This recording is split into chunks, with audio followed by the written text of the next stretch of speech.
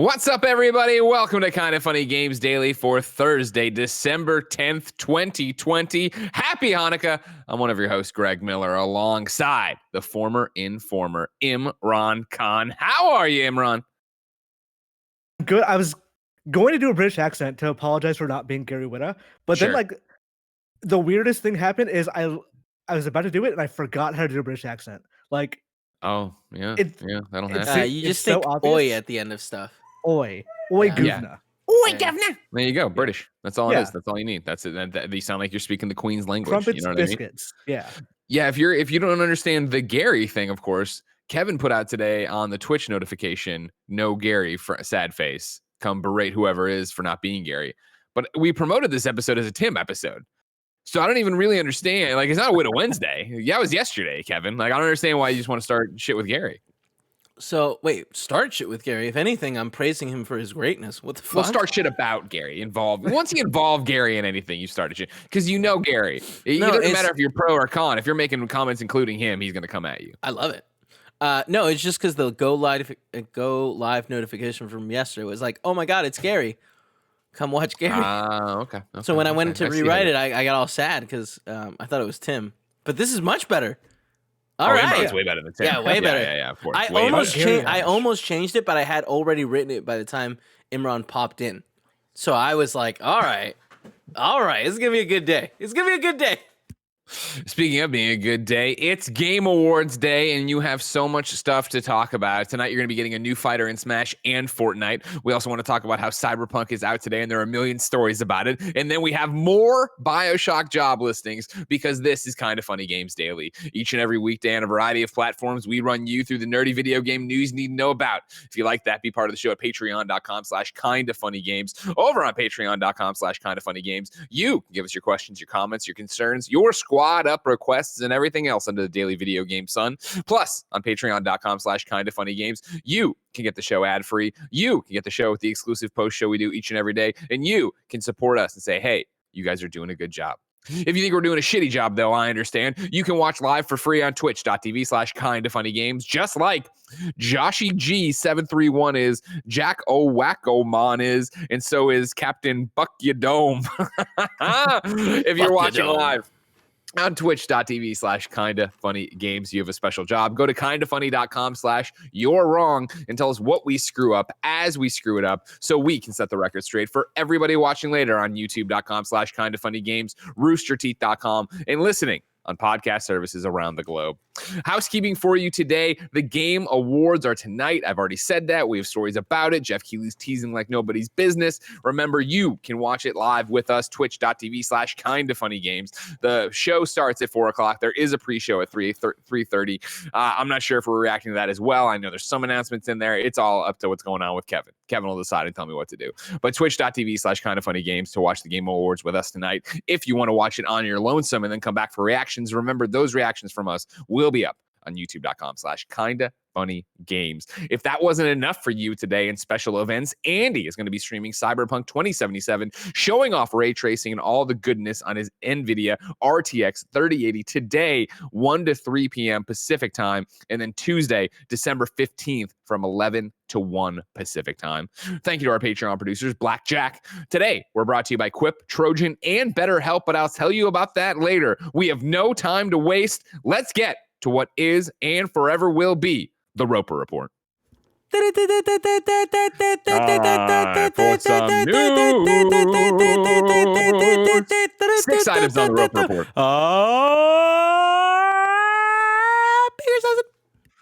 And this is one of our most one of our most misleading 6s of all time, Imran, because I put like 17 stories under Cyberpunk, and there's 2 here on the top, and it's just stuff's happening. There's a lot of headlines here. Like, this is a huge lie, Greg Miller. I like to lie. It's my favorite thing to do. This could be an actual Baker's Dozen, actually. No, we don't do that. We don't say that. That never happens. Number 1 on the Roper Report, you are getting a new Smash Brothers character and Fortnite character at the Game Awards. Both these stories come from Jeff Keighley's Twitter, where he tweets, who's the next bounty hunter Jonesy is bringing into Fortnite? Don't miss the Game Awards tonight for news on who's next, ... and maybe a little more. Been working with Donald Mustard and the team for a few months on some exciting stuff for tonight. Then in the exact same conversation, a different tweet though, still can't believe it, ... The next Super Smash Bros. Ultimate Fighter will be revealed live tonight during the Game Awards. So honored to have the entire game industry support the show tonight. It's going to be a fun one. Imran, where are your expectations, level of hype for both of these announcements? So my level of hype's pretty high. I'm interested in see the new Smash character. We're all assuming that Master Chief is the Fortnite character. Correct. But looking at the phrasing of the tweet, the theme of this season is hunters. Yeah. And like, who are the Mandalorian is one who is a bounty hunter. Sure. Kratos is another one who is not a bounty hunter. But he hunts and kills things. He goes after things. I think they're playing fast and loose with what a hunter is. Maybe, but using the words bounty hunter does make me think Samus Aran. Because that's the hope, right? That's the hope, the dream that you get both this season. You get Kratos, Master Chief, and Samus. Yeah. So like obviously Master Chief is the one everyone expects. We've gotten leaks to that effect. Sure, we've seen the images, right? We've seen Master Chief in the store. We've seen him riding his little dune buggy that I can't remember the name of off the top of my head. He's out there. He's got his thing. Yeah, it's the Halo. That thing's called the Halo. The Halo. Thank you. Of course, the dune buggy Halo. He rides all the time. Yeah. If I were doing this, and let's say that like it's entirely fictionalized, I have no idea who these characters are going to be. Just speculating here, I would have a thing of Jonesy getting Samus Aran into Fortnite, then Samus getting Jonesy into Smash Brothers, because that would be the logical way to do it. That'd be fun. That'd be a really cool way to do it. Yeah. Huh. I do think like. Sorry, go on. If it's going to be at the Game Awards, it's probably not going to be a Nintendo first-party character for Smash Brothers. I think if you do that, you just do it in direct or own some other like. You'll have all eyes on you anyway. So this one, you make it somebody else. You make it a third party from some other company. So my question for you, because you have such a extensive Nintendo background, whenever I bring up Samus, everybody always goes, not that they don't want her, but like, would Nintendo really do this? Do you think Nintendo would really do this? I don't think, no. Lots of things have changed in Nintendo over the years. Like, I don't think they would have done Cadence of Hyrule a couple of years ago, but then they did. So I'm not going to say like absolutely not, Nintendo would never do it, but it's very difficult for me to picture Samus Aran picking up an assault rifle and like going through for like the Fortnite map and making headshots. Sure. That said, difficult is not impossible. Like they do want more of these things, and maybe it is like, hey, waive your licensing fees for this Smash Bros. DLC character, and we'll have you bit Samus in Fortnite, and you guys can have licensing fees for that one. Who knows? Who knows how it actually ends up breaking down business wise? It's unlikely, but unlikely things have happened before. I want to believe. My fear is the problem with doing anything for Jeff and the Game Awards is that there's always a chance something's going to leak, and I feel like obviously Master Chief looks like that. Obviously Persona Strikers looks like that. We'll get to it in a little bit, but the Sonic news looks like that. Like you get to a point where stuff starts coming out. What makes me hopeful that we don't know the whole story is this ... and maybe a little more. Right tonight, on who's next for Fortnite and ... maybe a little bit more. I wonder what that is, because my hope had been, or my prediction actually, when they showed Kratos, I was like, here it is, Game Awards, Kratos, Chief, Samus, all in one trailer. And then the next day they put up the Chief leaked images. I'm like, okay.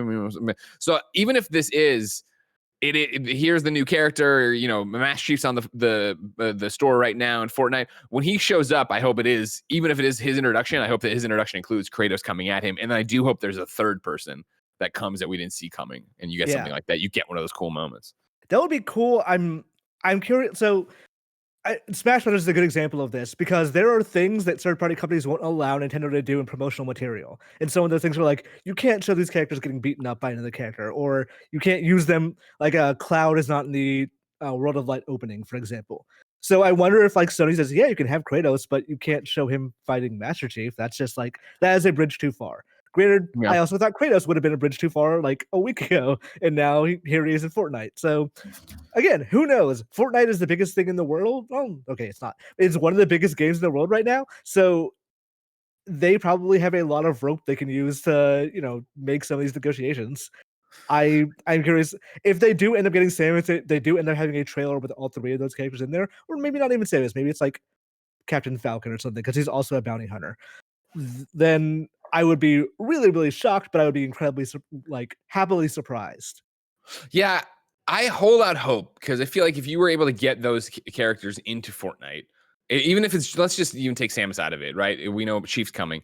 Microsoft and PlayStation know that's happening. They know how cool the Game Awards are. They know that, like, you know, it's been such a thing. Jeff's driving force with it, let alone when he actually did it, is to bring all the, you know, people together, all different consoles together on stage. Like when he had Reggie, Phil, and Sean come out to open the Game Awards last year, 2 years ago, whatever it was. Like, if you can do that symbolically this year, right? Where it is like, all right, cool. Like, just have them fight in the same trailer, have them do this thing that you would never think you'd see. Because it's exactly what happened with like the Marvel event, right? Where so many clips went up of Iron Man showing up with his backpack or his jetpack and tossing it to Batman, and everybody being like, like what I made it happen. Like, why not do that on a grander scale? Like, admit what people are going to do with it and let it be that way as the debut. Yeah, like to some extent, Game Awards is also always chasing what I would call like the Avengers Endgame moment of like, how do you get all these like major things together? And like you said, that Reggie, Sean, Phil Spencer thing is one example of that. But if you do get all these, like, one of the biggest pops for Game Awards that I can recall is when they showed Persona 5, or they showed Joker for Smash Brothers. And remember that? Remember when the envelope turned and everybody flipped out? Yeah, and I honestly, like, Persona 5 is kind of small potatoes compared to a lot of other things out there. I think Jeff Keighley recognizes that, and if he can get some of these, negotiate some of these deals for the show, I'm sure he absolutely wants to. And he's been like, since that announcement, he's been like, oh, I can't believe that we're getting this Smash Brothers reveal. I don't think he would hype it up this much if it was just like, I don't know, Toad or something. Like, yeah, it was a small pivot with me to Smash Brothers. Who do you think that's going to be? Like, who's left on that roster that everybody's waiting for? Like I said, I do think it's a third-party character. I don't know who it would be. Monster Hunter might make sense ahead of like Monster Hunter Rise in March. Who else? Maybe Crash a Resident Evil character? Did Crash Bandicoot ever show up? He has not shown up, but yeah, Crash would be a good candidate. I don't know. This is me inventing patterns in my head. I don't know that they do another Western character after Steve, like immediately after Steve. Fair. Also, who knows? Like, there are no actual patterns. It's all just guesswork. If, like, I personally do not know, but my hope would be probably Monster Hunter. Like, that would be my personal guess. Okay. Fair enough. Well, and that would kind of time out, right? When is that? The Monster Hunter Switch they were talking about recently. When's that coming That's up? In March. Right. Yeah. So that would time out. If you could do a cool little tie in there, promote. Yeah. Release the game, our character in January, February. Hypes up characters for Rise. There you go. Okay. Well, ladies and gentlemen, we don't have long to find out what these characters will be. Again, the Game Awards today/tonight, 4 p.m. Pacific time. Watch with us, twitch.tv/kindoffunnygames. Speaking of the Game Awards, number 2 on the Roper Report, the Game Awards future class has been revealed. The Game Awards, the video game industry's biggest annual year-end celebration, today revealed its inaugural future class list, composed of 50 talented individuals around the world who represent the bright, bold, and inclusive future of video games. The Game Awards future class features a diverse group of builders, thinkers, and dreamers whose voices elevate and diversify the art form of gaming, and whose passion makes the industry stronger. With backgrounds ranging from game development to esports and traditional sports to content creation and more, this prestigious group of individuals includes, there's a whole bunch of names, but Blessing Adeoye Jr., ladies and gentlemen, the new face of video games, now a Game Awards future class member. It's an honor that he's the future of games. Wow. All right. Yeah, he's doing great work today to, he's diversify making video games better. No. He's just talking about him. Oh, okay. It's the industry as a whole, not just that. You know what I mean? Yeah. And Kevin, you make him go on camera, so in a lot of ways you're helping. You're a future class. Pucho in the chat says bless who? Which I thought was really good. That was really good. Funny. That's a show. If you've been paying attention to people we have through Kind of Funny as well, Elaine Gomez is on this list. Khalif Adams is on this list. Callie from GameSpot is on this list. Steve Saylor is on this list. And then Hallie Gross from Naughty Dog on this list. But like I said, a whole bunch of different people on there. You can head over to the GameAwards.com/future-class to read all about it.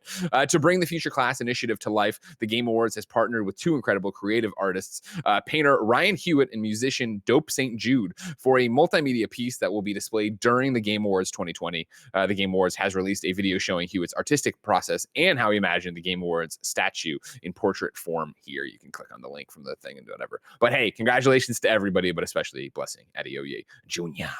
It's We're so it's a proud. great list of very talented people, and Yeah. like I think I was saying on Twitter, like this is the next generation of like video game personalities. Like we're old and washed up, Greg.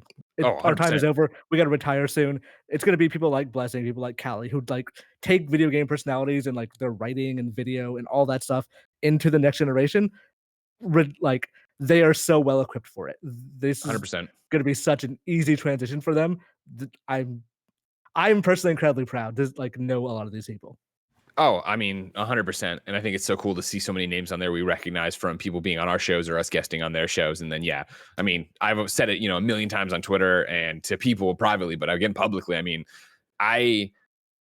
for everything I am in whatever that means to you, ladies and gentlemen, I can assure you if I had the kind of first year in the industry blessing Adeoye did, I would not have risen to the occasion in the way he did, in the way of tearing up your life, moving to San Francisco, then 2.5 months in being sequestered to a room you're renting from Kevin's sister with no one in the house really, right? To then, as his star has risen so quickly in the industry in such turmoil this year, where it was such a rousing conversation of needing more diverse voices, needing to understand each other better. Like that was so much to put on his shoulders over the summer. And I'll never forget that week where he stepped up and led that week of Kind of Funny Games Daily, and then guested on a million different shows, and then went and did all this different stuff and was on Spawn on Me. And like, you want to talk about, like, I think really seeing him accept the role, right? Accept the responsibility he has and do it overnight, like literally do it overnight, where it was like, all right, cool. You can't be the new guy anymore. You have to go out there and speak. And I think, you want to talk about like his background with OK Beast and everything he did to obviously get on our radar to end up here Kind of Funny. Like that just goes to prove like what this is all about. Like if you go out there and you do it every day and you do amazing work, like when you get to quote unquote the big leagues, you're going to be able to go out there and perform no matter what. So I could not be more proud of Blessing.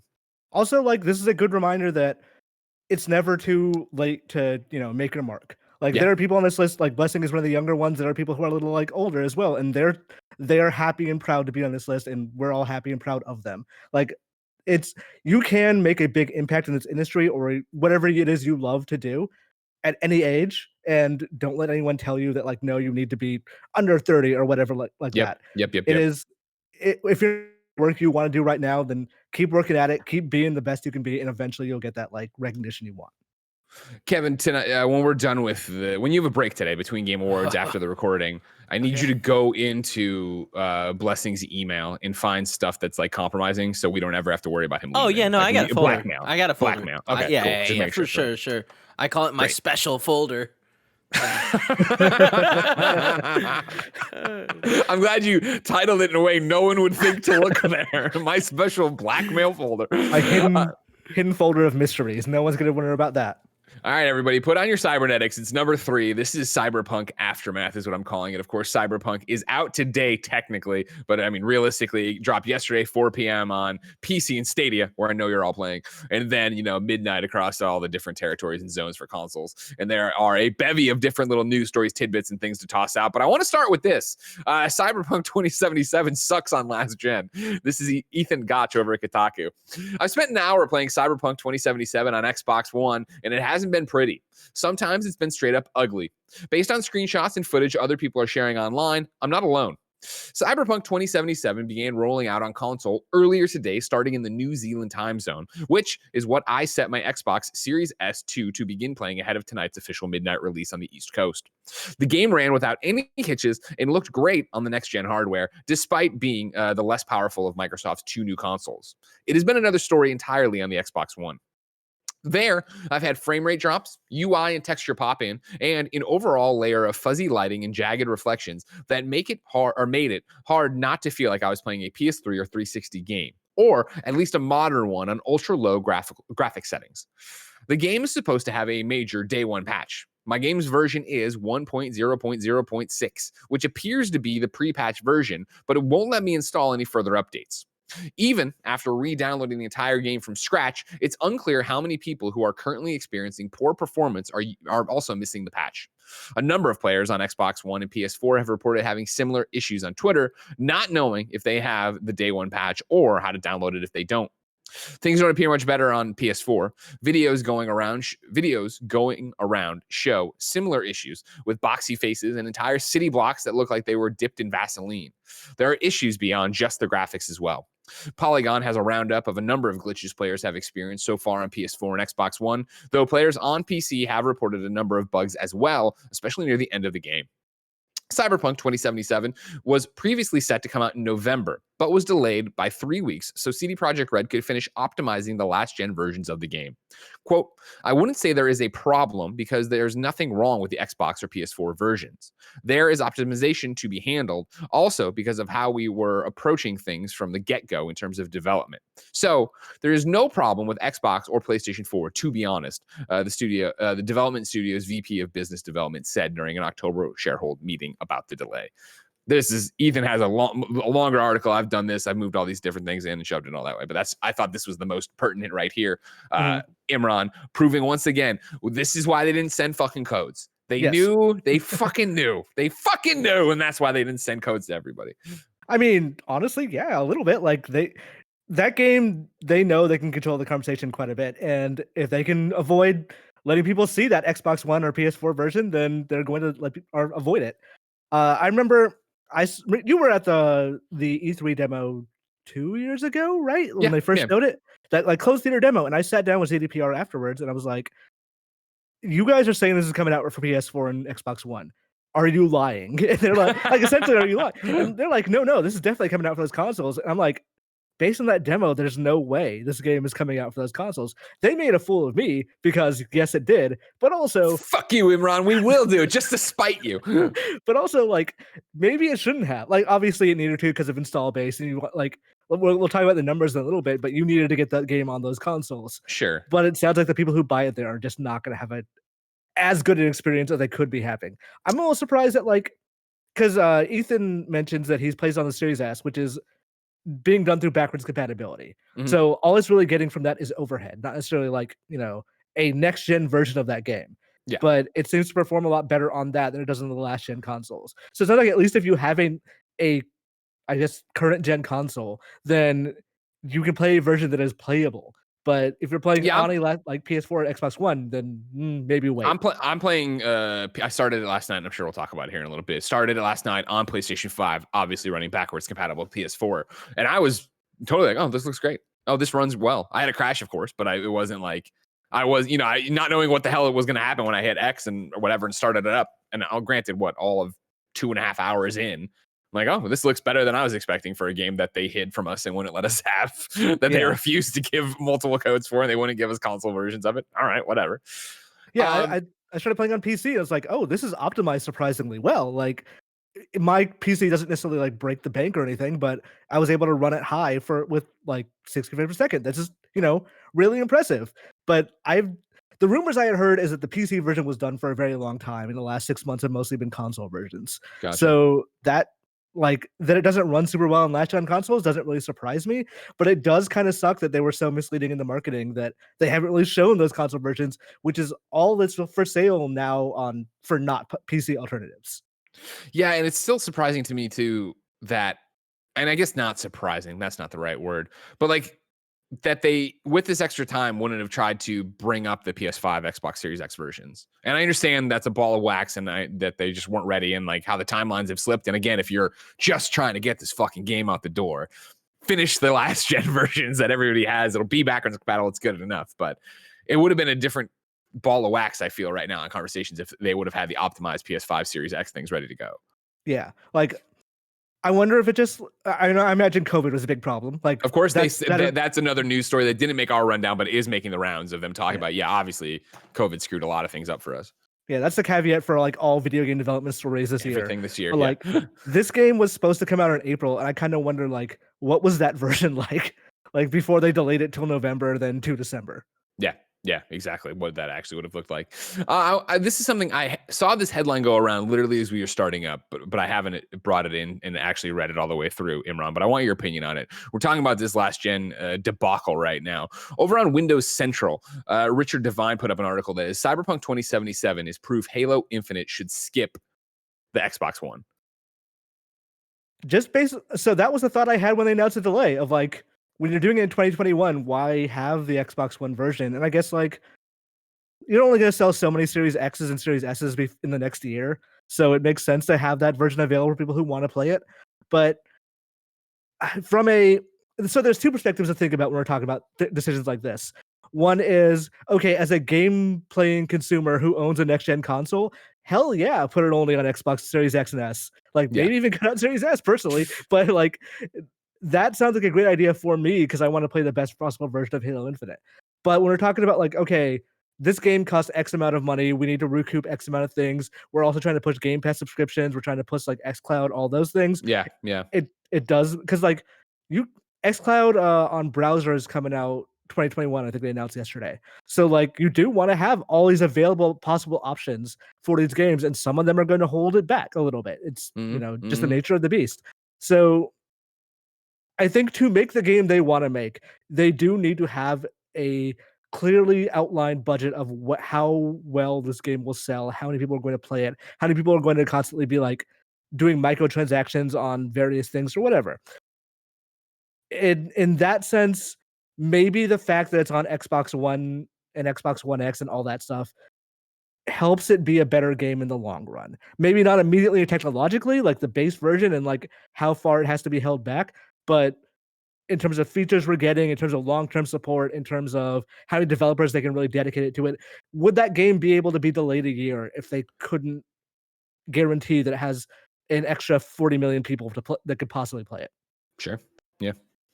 Yeah, it's going to be interesting to see as we get further and further into Cyberpunk's actual release, as we talk here on literally day one.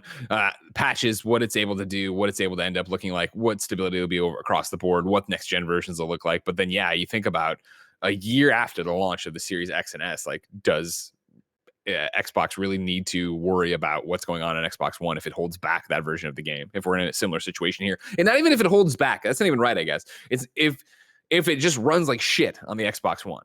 If you're doing it to say, hey, everybody, we want to make sure Halo's everywhere for everyone, but the people who buy it on Xbox One are like, this is garbage. Like, it doesn't even look good. Like, I've seen the PS4 footage of Cyberpunk on a base model. It's like, oh my God, I'd be furious. I mean, we're already kind of approaching that. Like, Control came out last year and Control barely ran on those, like, the launched versions of those consoles. So, like, I think we were already pushing this, and I think a lot of the transitional era of like, well, both games are coming out on both consoles for a while is going to be like tumultuous in a way. Like, I'm really interested in what's going to happen with Horizon. Like, there's going to be two versions of that game. Is it just going to be a de facto PS5 game because the PS4 version just runs like garbage, or is it going to be like super well optimized and does actually make a difference? And if it is the first situation, is that actually not good advertising for the PS5? Like, hey, we're still putting out games for you. We still care, but there's only so much we can do technologically. Just buy a PS5. It seems like, and I mean, this is a little bit apples and oranges because we're talking about the launch of the PlayStation 5, but it seems like it's worked in Miles Morales' favor, where Miles Morales, everybody sees as a PS5 game. And the people I know who have played it on a PS4 aren't sitting there going, oh my God, it's unplayable. They just, get load screens that you don't usually get on PS5. Yeah. But also, like, Miles Morales is a great example of the things the PS5 can do. Because like without activities, the load screens are a thing, but not having load screens honestly transforms that game from like, okay, this is like I can do a platinum eventually to I could probably knock out the platinum today. Like, yeah, exactly. No, there's no barrier, right? There's no there's never the it's what I think you've tweeted about it, and I've definitely joked about it, but it's that thing of like, it's a weird thing of playing PS5 and Series X games of not checking Twitter anymore. Like, there used to be a distraction. There used to be an opening for you to let your mind wander or whatever. But now when you're in games that are going to be running this way, you don't have to. There's no reason for that.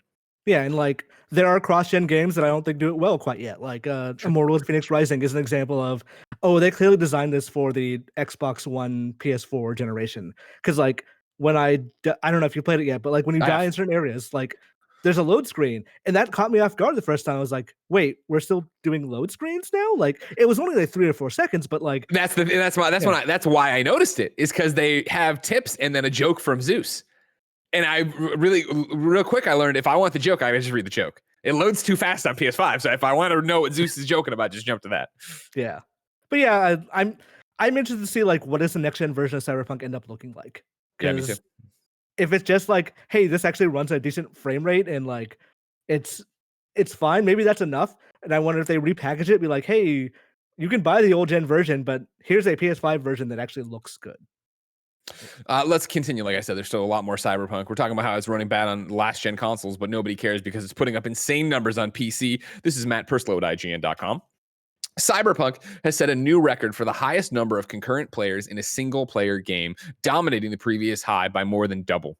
As tracked by Steam database, Cyberpunk 2077 saw a record high of 1,003,262 players within hours of it launching at midnight GMT on December 10th.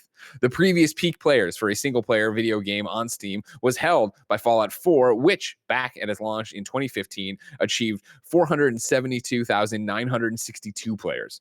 As you can see, Cyberpunk 2077 has more than doubled that record. It's worth noting that this will not account for every PC player. Cyberpunk 2077 is also available across GOG and Epic game stores too. So to get the true concurrent peak for PC, it would be likely higher. Factoring in consoles and Stadia too, and there were certainly a lot of people playing Cyberpunk within hours of its release. As if that number wasn't staggering enough, CD Projekt Red had tweeted this out too. We are truly humbled that so many of you trusted us and decided to support Cyberpunk 2077 before the release. Even 8 million thank yous isn't enough. The journey has begun, and we will be hard at work on the upcoming fixes and updates for the game. See you in Night City. The reference there, Imran, of course, is that more than 8 million pre-orders were put out for this game before anybody got their hands on it. I think there's going to be an interesting conversation to be had of what is the value of pre-release reviews for a game that has sold 8 million copies out of the gate? 8 million people have already decided it doesn't really matter what people say about this game critically. Yep. I have already decided that I'm going to buy it. And like, that's totally fair. I've pre-ordered tons of games in my lifetime. I've pre-ordered tons of games recently. Like, but how do I put it? So there's been response to reviews that are very has there been discourse on this? I haven't seen anything. that vary from like, nice, well-meaning disagreement to like absolute like fuck shit crazy and like fuck those people. Fuck, like, just get them the hell out of the gaming community. Fuck off. But yeah, but I do wonder if this is not anyone's fault in any way, like except for the people who react badly. But it's not anyone's fault or a bad thing necessarily that there are 8 million people who pre-ordered this game. But at what point do like embargo reviews actually mean anything for those 8 million people, if they mean anything at all? And I wonder like what the conversation is going to arise around that thing. And I also wonder, like we were talking about, how they didn't show consoles.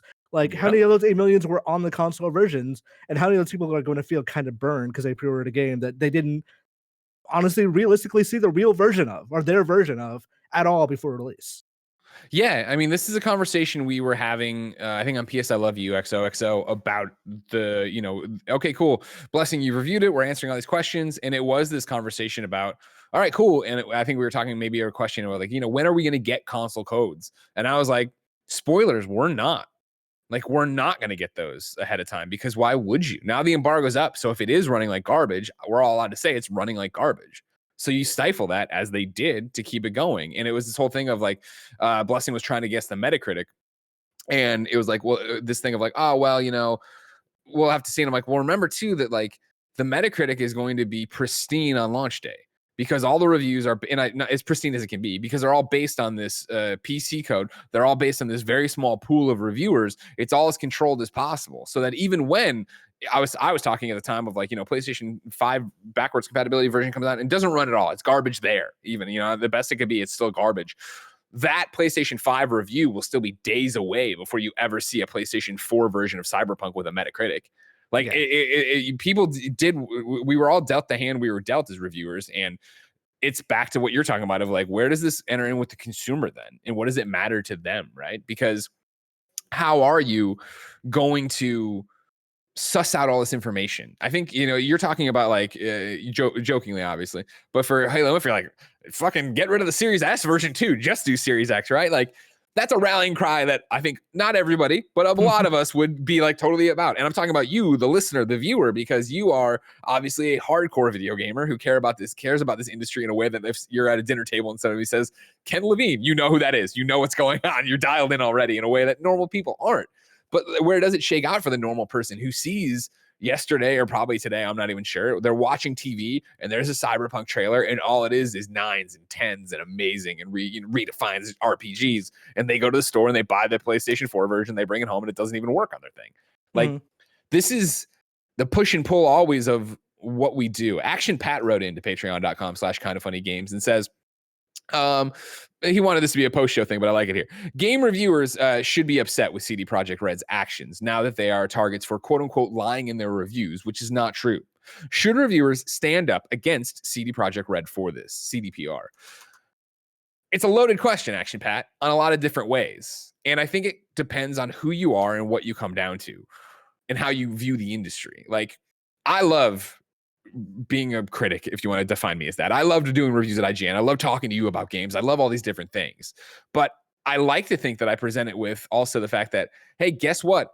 We're all part of this machine. And guess what? Like, we're all talking about these toys we love, but they don't know it's a fucking thing. CD Projekt Red can only send us one PC code to review, and that's what we do.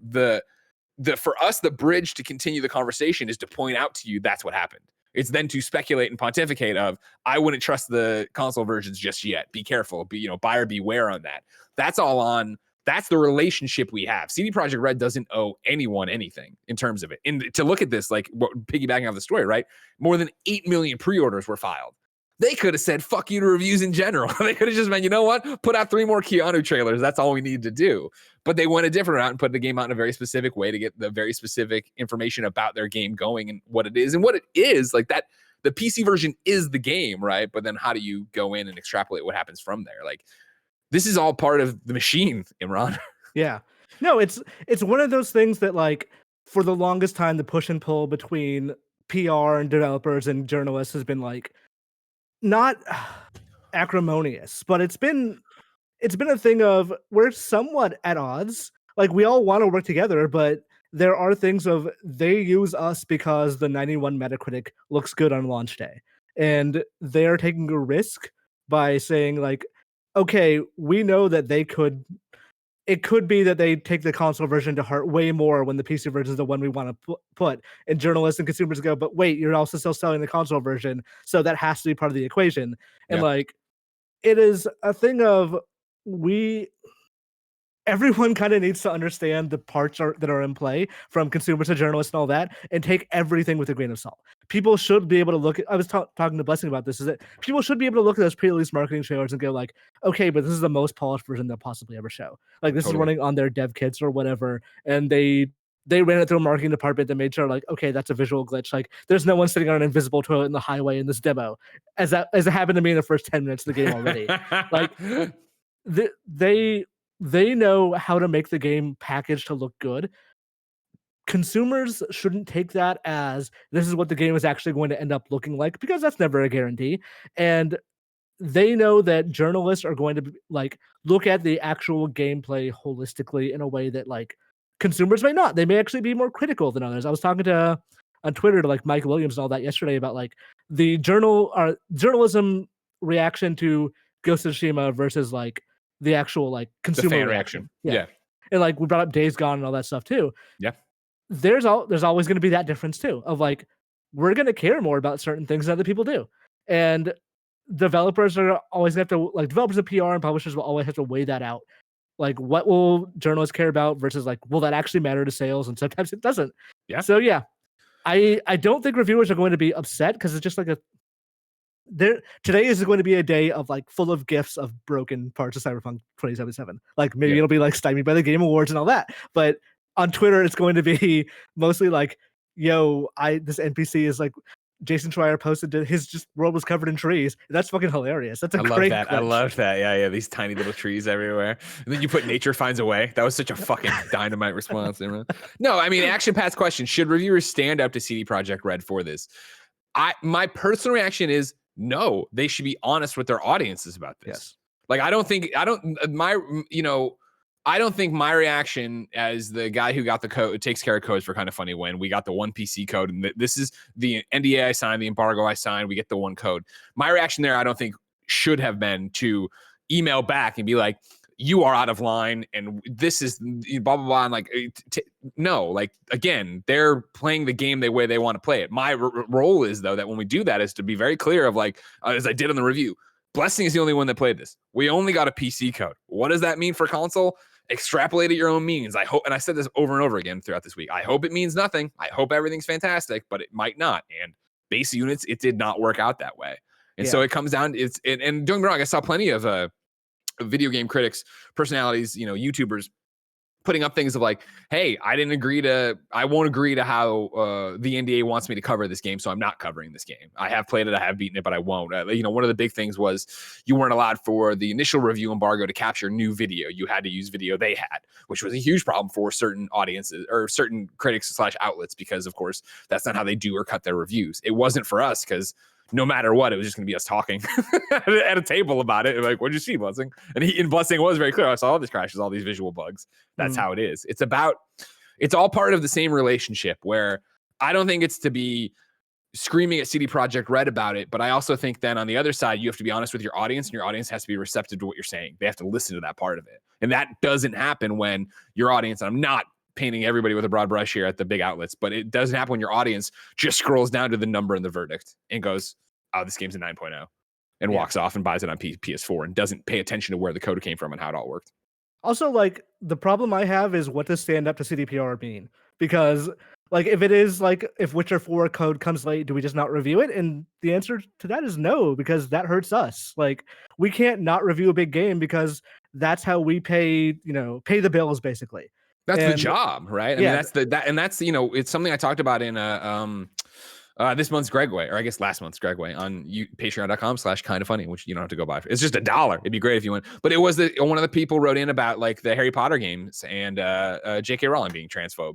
And it was this thing of like, oh man, this is a nuanced question and an answer that we don't have to think about. And I'm wondering how much more news will come out before it. But like, what do you do with that? Like, our job is to talk about video games, but like, is it to stand up to, in this case, CD Projekt Red? Is it to make a stand over there with Warner Brothers Games, and the people who are developing that game that aren't J.K. Rowling? Like, there's all these different things that you get into and have to start sussing out. And I think that's awesome, because I love that we take our medium so seriously to that extent. But to even pull it back, like, this is still the relationship to it. And yeah, like, I think the way you take it, the way you stand up, in quotes, to CD Projekt Red from Greg Miller's perspective right now, is this conversation. Yeah. Which is, I think they pissed away a lot of goodwill on this Cyberpunk thing. I think that they were unfucking touchable after The Witcher. Unfucking touchable. They put a thank you note in the disc. They gave away the free DLC. Blood and Wine was fantastic. Everything was fucking aces and roses for them. And then this entire CD Projekt Red, Cyberpunk lead up, right, has been, wait, are they transphobic? Wait, why did they say that? Wait, how's it run? Why don't we have codes? What is the, like, there's all, the epilepsy stuff, which we're about to talk about in a second. It's just like, they stepped on a lot of rakes in the front yard here that I don't think they needed to do. And so next time around, when we talk about Witcher 4, we talk about whatever the next game it is from them, it's no longer, oh, CD Projekt Red, you can trust them. It is CD Projekt Red, like, oh, it will actually run on consoles. Yeah, like, at some point they run out of road. And who knows when that's going to be, but it feels like they got their 8 million sales, so now what do they do? The question of, like, what does 2021 look like for CDPR is a very valid question that I think they need to be introspective about too. Let's get a couple more out of here before we get out of this the Cyberpunk area. Streamer mode still has a copyrighted song. It turns out they CD Projekt Red tweeted, "We just noticed there's a song in the game which might put a DMCA strike on your channel even when playing with the disable copyrighted music option on. While we work on fixing it, please make sure to turn the sound off during the first 2 brain dance sequences. Apologies." Hey, they're on top of it. That's good enough. And then, speaking of brain dance sequences, Greg Way, Game Informer, I think we've talked about this over the past couple of days. Game Informer put up a piece about, hey, like, one of the brain dance things over here actually causes an epileptic seizure. Epileptic seizure. I got there. Epilepsy. Anyways, so be super careful about that. Elise Favis over the Washington Post tweeted overnight, booted up Cyberpunk 2077 to see a seizure warning come up at the start of the game that wasn't there before. Really amazing to see how at Dirty F and Hippie from Game Informer help make meaningful change happen for the safety of players. So again, shout out not only to Game Informer for making this happen, not only Dirty F and Hippie, but then also, CD Projekt Red for going, oh shit, fuck, put a warning in there. Hopefully they also are working on patching that out and getting rid of it.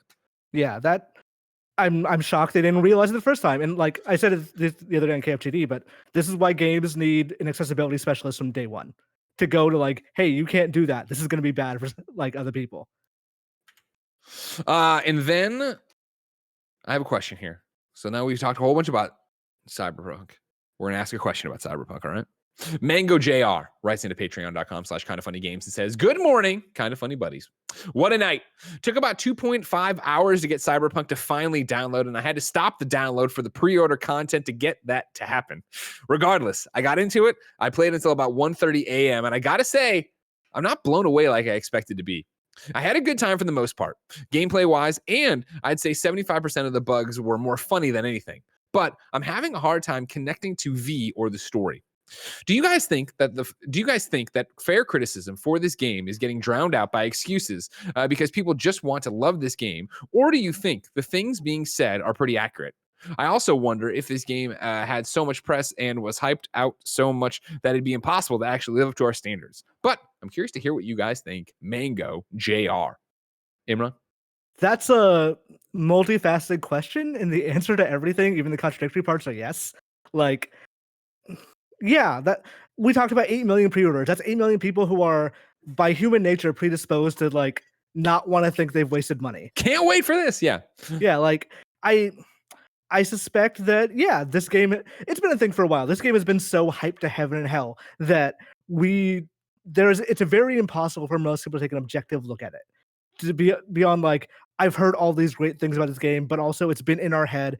They've attached a well-loved like actor to it who's been out there as a spokesperson for it. It was a major part of like press conferences. So some degree of the tribalism people have towards consoles, it also bleeds over to like defense of the game in a way. But like I also kind of had that thing of like, okay, I'm playing this as someone who tries to go into games with no expectations. I went into it going like, all right, this is cool, but like I climbed this tower, and my immediate thought is, I feel like I've done this in Far Cry like a million times. Like, and that's not fair because it was like the first 10 minutes of the game. But like, it's a thing of if you go in expecting the most revolutionary thing possible, it's not going to be that. It's never going to be that. People are like, there's a big Breath of the Wild backlash in general because people hear all these things about how it's one of the greatest games ever. Then you play the game, it's like, no, this is just a very, very good video game. It's not one of like it's not going to just blow your mind and change video games in every single possible way. Cyberpunk is kind of the same way. Granted, I've not played the entire game yet. I've not played even a significant portion yet. But I do think hype can drive those 8 million pre-orders, but can also be like poisonous to the critical thought you can have about a game. There was no way this game was going to live up to it. And that's, for as long as we've been talking about it, as much juice as it got behind it, as much like there just wasn't. And so I came in with, I thought low expectations, like even watching some of the, not low, average expectations, right? Where I was like, oh, I like open world RPGs. I like Western RPGs. I'm excited to play it, but I wasn't like eating up everything about it. I didn't look into different characters and yada, yada, yada. But we watched the Night Cities. We did all that stuff. Starting it after having read, like I talked about it, Jeff Grubb's review, which I thought set the bar accurately in terms of like, okay, cool. Like it's a good open world RPG, but it's just not revolutionary. And even, Callie's from GameSpot's review, starting it up last night and playing it, I'm enjoying what I'm playing. I really liked, I only did 2.5 hours in, 3 hours in. I only did the training session and then the one mission where you use the gun for the first time. I really liked that mission. I thought the gunplay felt good. I really liked looting everything at the end of it. But it was that thing of like, oh man, I'm looting all this stuff. And then I sold my junk. And then I'm talking to a guy and I'm like, yep, this is just a much nicer looking Fallout, which I'm all on board for. I fucking love that kind of game. But I totally get that if you walked in thinking, this is going to be the next fucking great, this is going to set the world on fire, it's going to change everything, the disappointment you would have. And so like, to your question, MangoJR, I don't even think fair criticism is getting drowned out. I think that you're seeing a lot of discourse, and I think there's a push and pull between people being like, it's the greatest thing ever, and then people being like, it's the most disappointing. The people who are saying it's the most disappointing, I feel, are extrapolating the wrong things from the quote unquote negative reviews.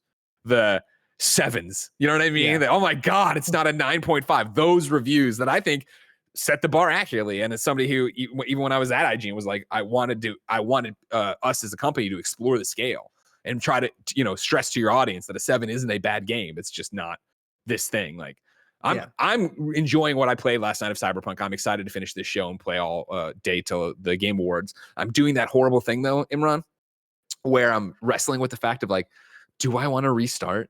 Do I want to restart it and redo my character? Because I don't like how my character looks 100%. Now that I kind of understand how the backstory is influencing, I'm like, I don't know if Corpo really fits for what I'm doing here. I don't know. I chose Nomad. I was like, no, I'm not going to be Corpo like that. I'm not going to sell out. See, I thought it'd be cool to sell out and be Corpo like Bud Fox in Wall Street, but like that, no spoilers, like the backstory seems to be done really quickly. And so then you're just in this thing and I'm like, oh, well, like in this backstory, does it even matter that I was corporate once? Am I going to get back to being corporate? Like, I don't think so. I don't think I'm going back to being a corporate person.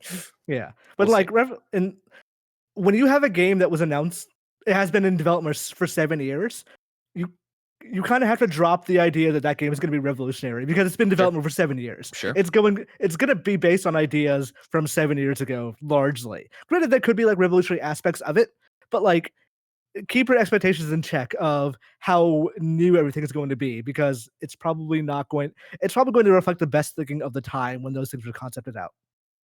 Agreed. Imran, we're having quite a show, as I knew we would. Why don't we take a break right now so I can say, hey, patreon.com/kindoffunnygames is really, really cool. You can go there to be part of the show, but you can also go there to get the show ad-free. And speaking of ads, Greg Way, let me tell you about Quip. There are only 2 types of people in the world. Those of us who brush and floss every day and those who just might start, thanks to Quip's new refillable floss pick. You know Quip, the electric toothbrush you hear about all the time, specifically from me. I just sunk my points last night, but I'll talk about that in a second. But it's their sleek, reusable floss pick you'll want to use next. The durable handle is easy to guide, restrings with a click, and comes with a compact mirrored dispensing case for on the go. Pair your floss with the perfect electric toothbrush for adults and kids. Quip has the simple guiding features you need, like timed sonic vibrations with guiding pulses for you to brush better. You can personalize your routine with over 9 premium brush colors, plus anti-cavity toothpaste for every taste in mint and watermelon. And now you can get amazing rewards just for brushing better every day. The Quip Smart Electric Toothbrush connects to the free Quip app, so you can earn amazing rewards like free products and discounts. Hold on, I'm gonna open it up because I got it in my health thing. Look at that. 174 points, Imran. That's right. I'm going to be getting a Target gift card. Score? Yeah. That's a great score. Are you kidding me over here? Get a Target gift card soon. I'm very stoked. Can you platinum toothbrush or brushing your teeth? No, it's like a games as a service. It goes on forever. You know what I mean? Yeah, it's bad trophy list. Quip also delivers brush heads, floss, and toothpaste refills every 3 months for $5. Shipping is free, so you can save money and skip the store. Bring delight to your everyday brushing and join over 5 million miles brushing with Quip, starting at $25. And if you go to getquip.com/games right now, you'll get that first refill for free. That's your first refill free at getquip.com/games, GETQUIP.com/games. Quip, better oral health made simple. Up next, it's the Trojan Tantrix Pleasure Sleeve. Tantrix is the word I struggle with every time, but not today. Trojan Tantrix Pleasure Sleeve. While your hands get it done, and frankly, it's always good to be there, there's a new, and dare we say, more exciting way to masturbate. Introducing Trojan Tantrix, the new sex toy for the boys. Introducing the new Trojan Tantrix Pleasure Sleeve, a handheld, soft textured sheet, like really, really soft. Tantrix is designed to enhance the sensation of each stroke with textured ridges and to max pleasure. Since it fits in your hands, you already know how to use it. It's true. You just do what you would normally do. You have full range of motion, so you can adjust your grip and pressure to stimulate where you want to. Use with a water-based lube. Use Tantrix for solo pleasure to take pleasure into your own hands or spice up the elusive hand job, and use it with your partner. With Trojan Damn it, I screwed up at the end. With Trojan Tantrix, there's a better way to do it. So head to Amazon, Walmart, or Walmart.com and make masturbation so much more. Tim ordered. Sex toys have review scores? Like, yes. I'm sure they do. We went to Trojan.com yesterday to look at all this stuff on the show, and yeah, they have a bunch of reviews up there and scores. Okay, I wonder if they have like a Metacritic. I'm telling you, when this video game stuff, we're gonna get into kind of sex toys daily. You know what I mean? And that's what we'll be doing. Yeah. Just bring back KFAF and that. BetterHelp is our final sponsor. This podcast is brought to you by BetterHelp. Is there something interfering with your happiness or preventing you from achieving your goals? BetterHelp will assess your needs and match you with your own licensed professional therapist. You can start communicating in under 48 hours. It's not a crisis line. It's not self-help. It's a professional counseling done securely online.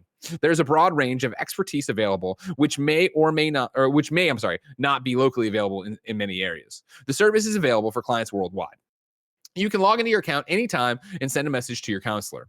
You'll get timely and thoughtful responses. Plus, you can schedule weekly video or phone sessions. So you won't ever have to sit in an uncomfortable waiting room as with traditional therapy. BetterHelp is committed to facilitating great therapeutic matches, so they make it easy and free to change counselors as needed. It's more affordable than traditional offline counseling, and financial aid is available.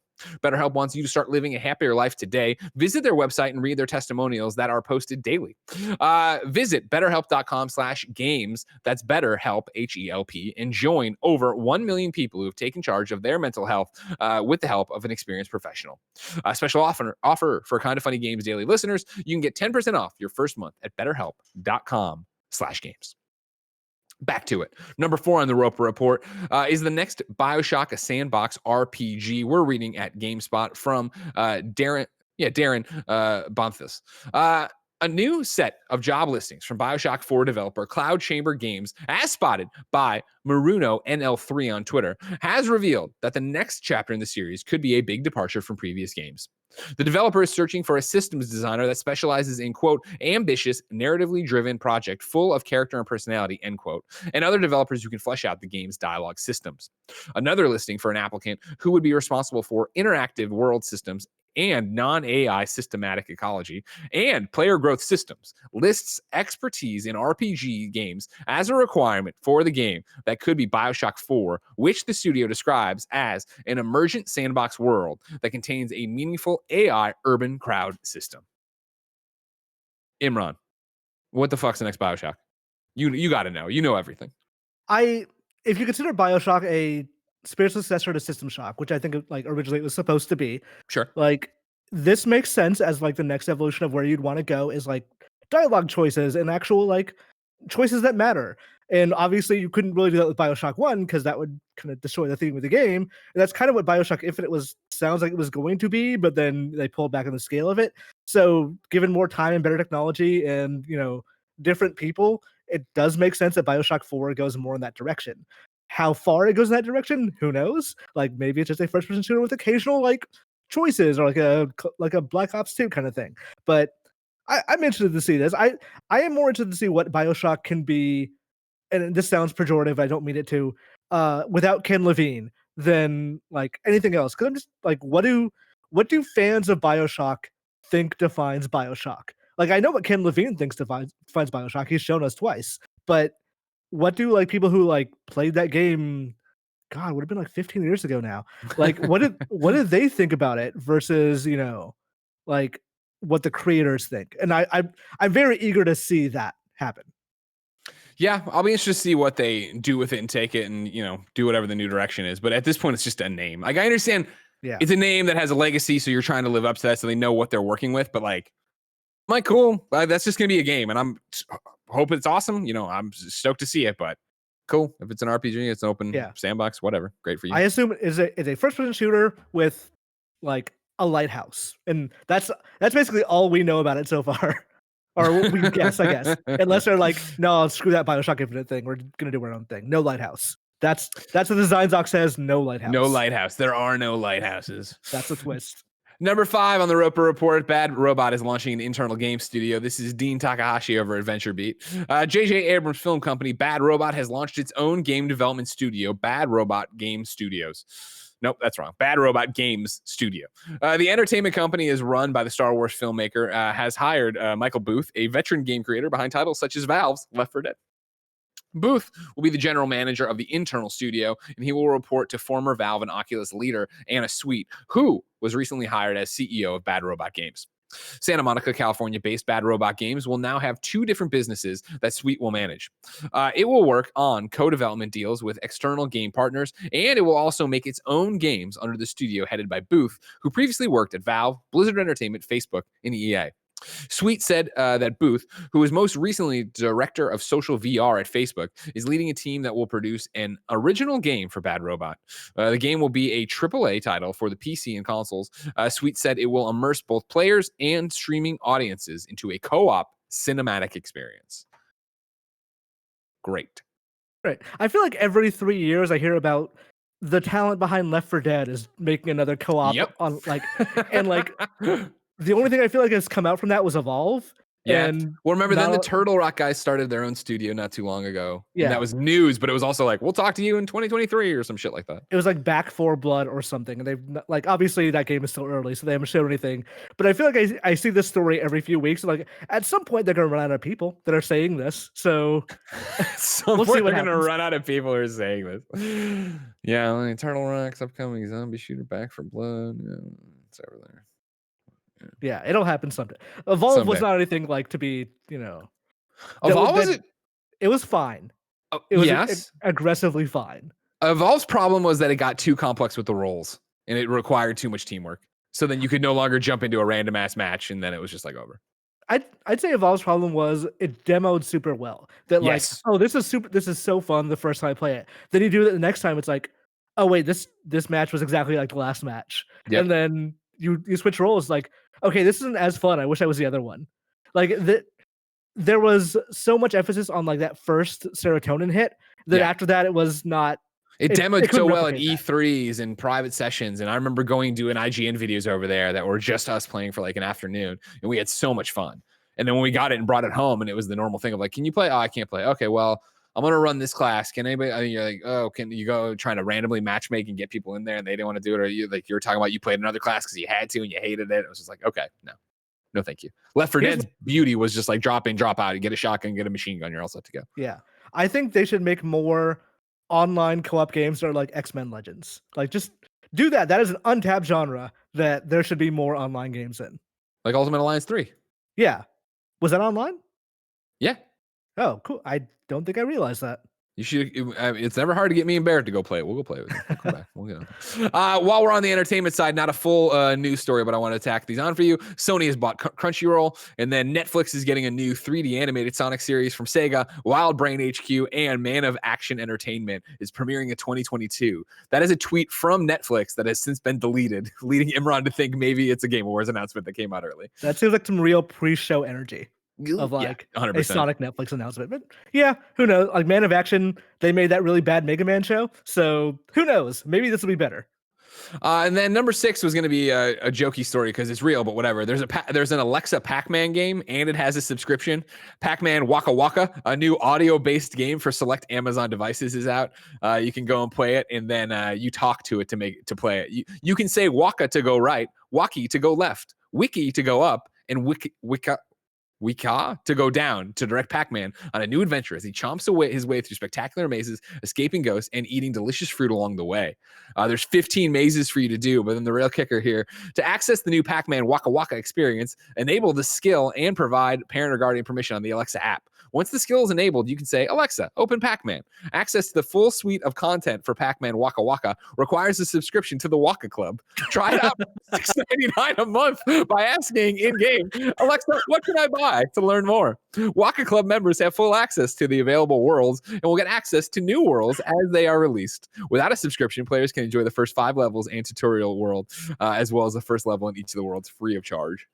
That entire last paragraph is more Cyberpunk than I think it's Cyberpunk 2077. It's such like we fed an AI all this news information, and they pulled out. It made a Pac-Man game where you control them with your your voice over this. I just want to see an image that says join the Waka Club for $7 a month. Waka Waka Waka. Yeah, how much? Who's gonna join the Waka Club?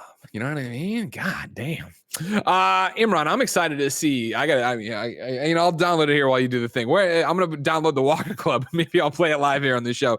But outside of that, if I wanted to know what games are coming to the mom and grab shops, where would I go?